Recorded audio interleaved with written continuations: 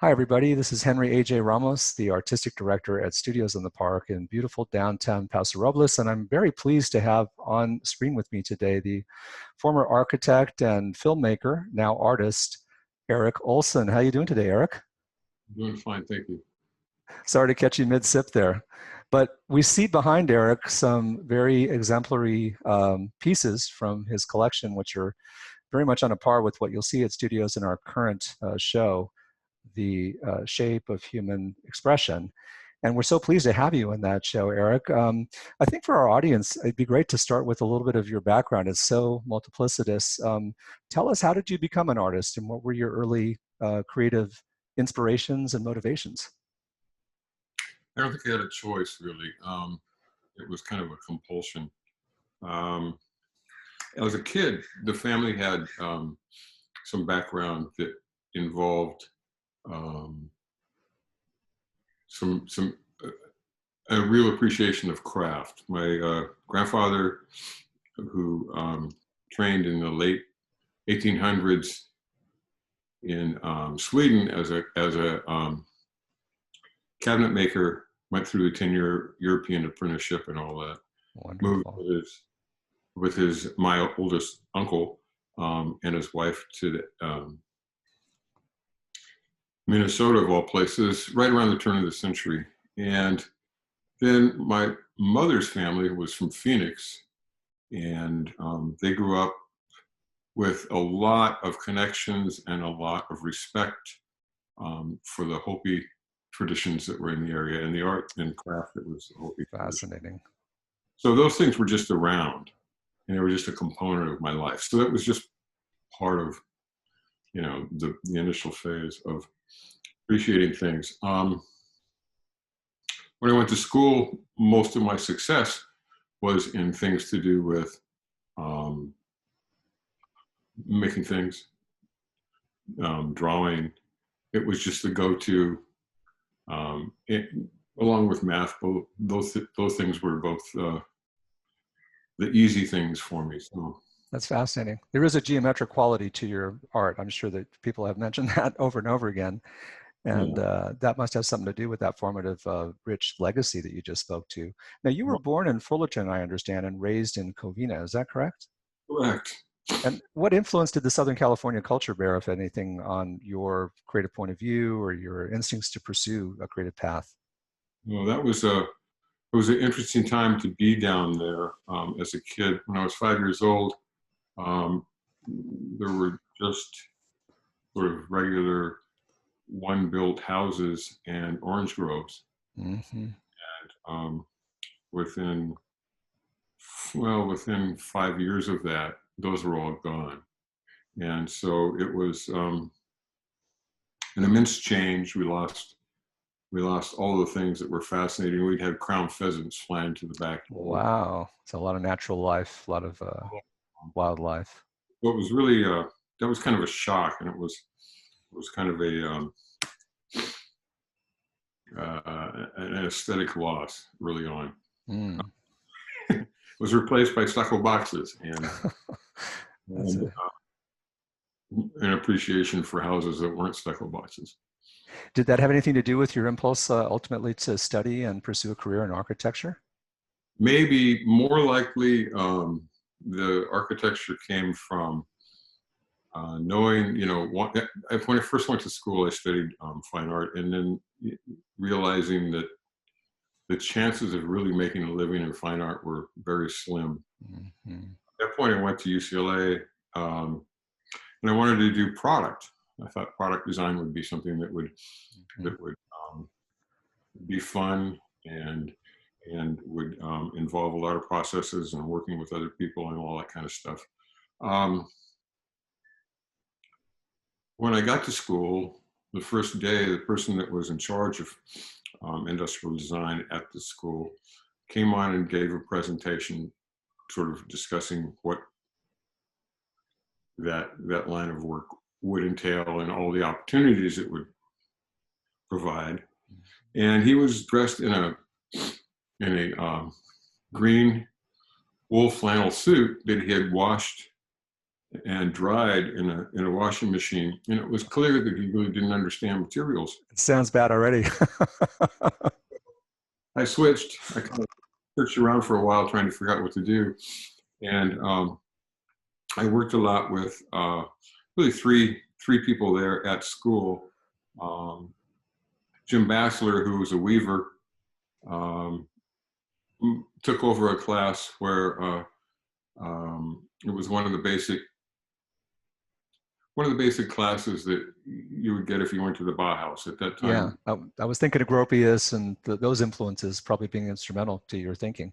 And so that was a component of that. So then working with Jim, he took over a class on color, and then I worked another, probably, I think it was 4 semesters doing independent studies with him. So Jim Bassler was really important, still is. He's a good friend. Fabulous. Another professor that was fun to work with and created a sense of play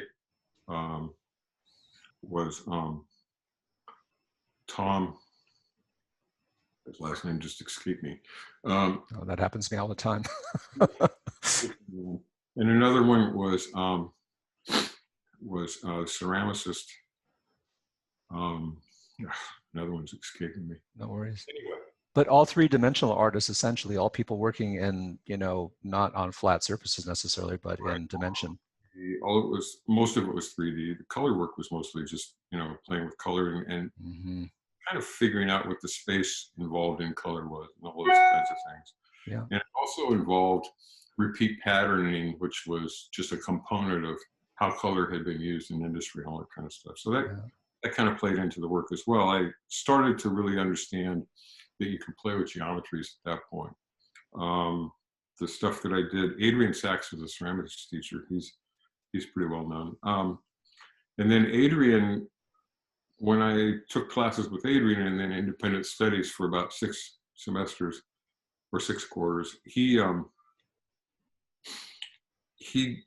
was a really good ceramicist, but he's really a sculptor, and he wanted everybody to work in fine art. And ultimately, when the political upheavals in the school happened, ceramics ended up in fine art, and not in design. So it was a back and forth kind of thing going on. So all those things played into it. Going through architecture, a master's in architecture at UCLA was grueling, and it was there was never enough time, and there was too much work to do. But what a rich formation. It was a good combination of things, and the ones that stood out, the things that really stood out were out of the bachelors were learning how to draw really well, and then playing with color, and how color could relate to different patterning techniques and all that kind of stuff. When I started, right after that, I started in art direction. I was an assistant art director for quite a few years, and then moved up to art director. And it really was because of the time constraints. It became important to figure out a way to define architectural styles, because you go into a space, and a lot of the work at that time was location work. You'd go into a space, measure the space, you'd have to figure out what things were in the space, and then you'd have to put something maybe entirely different. The one that was the most significant was a pole frame building that was part of the back lot at Paramount, and I had to design in the New York street, and I had to design a Chinese antique store to fit inside. Wow.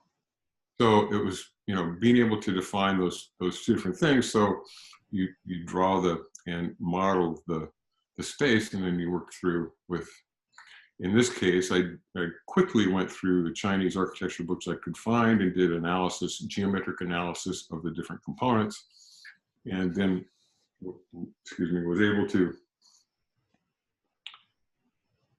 understand the relationship of those different elements to each other and how they would necessarily be used in a space, and created a space. So there was that kind of stuff that happened.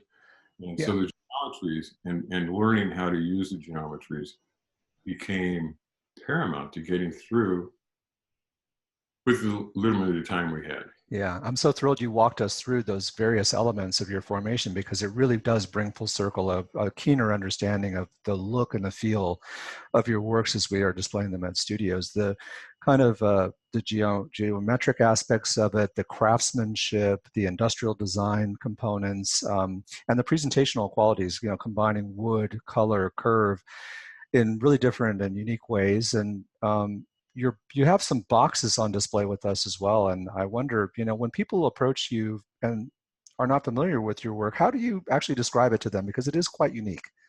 How would you break it down in terms of the essential qualities that distinguish it? Yeah, it's kind of hard for me to go through and say more than it is something that I'm chasing.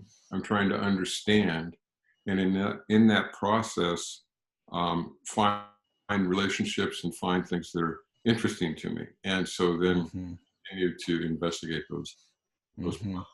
and those directions, and one plays into the next kind of thing. There's so much, and you know, color and form and relationships of images or colors next to each other, and how they define space and how they how that interaction um,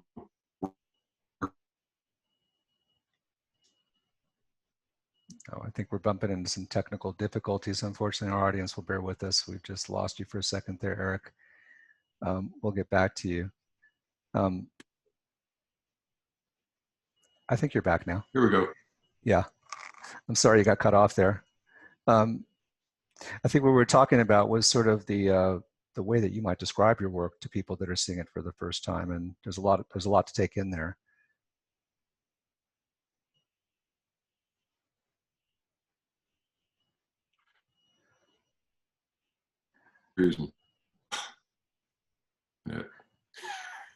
No worries. I think what we'll try to do is we'll try and cut all of that blockage out. We'll just take that out, and we'll try and continue. Are you back and hearing me now? You're still frozen on my screen, unfortunately. Well, I'll tell you what I'm going to try and do. If you don't mind, what I'd like to do is I want to cease the recording. And then if you would be willing to give me another 10 minutes or 15 minutes, I'd like to send you another link to sign up for another Zoom session. And we'll try and continue with the part 2. Does that work for you? I'll call you right back. Stay tuned. More news at 11 there.